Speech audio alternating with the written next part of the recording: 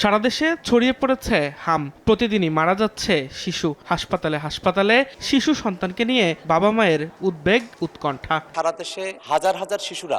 এবার সংসদেও হাম নিয়ে আলোচনা। নিয়ন্ত্রণ করতে স্বাস্থ্যমন্ত্রীর পরিকল্পনা জানতে চান বিরোধী দলের সংসদ সদস্য আখতার হোসেন।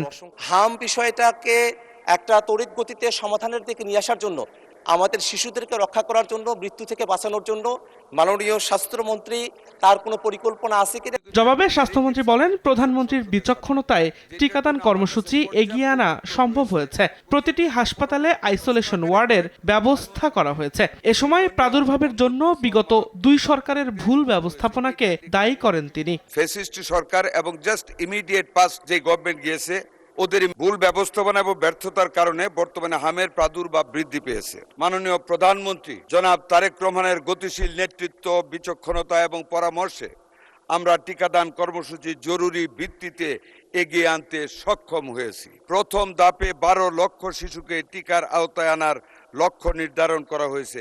গুলশানে একটি আলোচনা সভায় সমাজ কল্যাণমন্ত্রী বলেন, ডক্টর ইউনূস সরকারের সার্বিক প্রস্তুতি পর্যালোচনা করলেই হাম ছড়িয়ে পড়ার প্রকৃত কারণ বের হয়ে আসবে।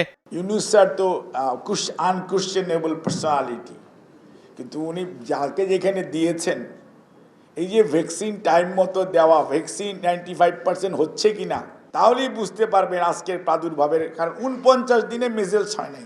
রাজধানীতে বিদ্যালয় পরিদর্শন করে প্রাথমিক ও গণশিক্ষা প্রতিমন্ত্রী জানান, হাম ও জ্বালানি সংকটের কারণে স্কুল বন্ধে এখনো কোনো সিদ্ধান্ত হয়নি। অনলাইন বড়ভাবে সেখানে আমরা চিন্তা করছি। মানে হেলথ মিনিস্ট্রি থেকে ইতিমধ্যে আমরা প্রিকশনারি মেজার্স, প্রিভেন্টিভ মেজার্স কী করা উচিত, ক্লাসরুম কীভাবে মেনটেন করা উচিত, এইসব তথ্য নিয়ে আমরা সকল বিদ্যালয়ে ছড়িয়ে দেওয়ার ব্যবস্থা করেছি। সো আমরা আশাবাদী যে স্কুলগুলো প্রোটেক্টেড থাকবে। এ সময় শিক্ষার্থীদের মিড ডে মিল সহ অন্যান্য বিষয়ে খোঁজ নেন প্রতিমন্ত্রী।